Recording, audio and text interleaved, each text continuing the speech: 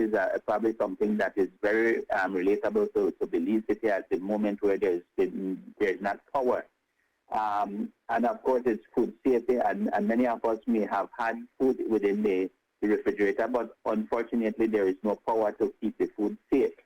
And so we ask you to consume whatever that you may that is safe at this time before they get thawed out and get hot, because cold food must be maintained at the appropriate temperature.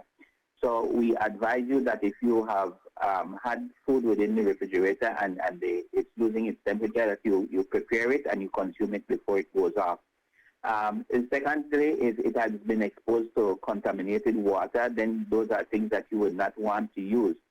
And so we advise you that in terms of food that have been exposed to contaminated water, for you to discard it and not use it. And this is for the children, because in most cases, children find water that is settling around to be of interest to them, and they would want to play with it. And even some people, sometimes adults, would want to walk in them.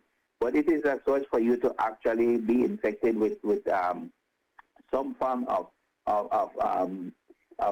infectious disease, because flood waters come from many places. Sometimes we have septic tanks, latrine toilets that have made contact with these waters, and so it is a site for the transmission of disease.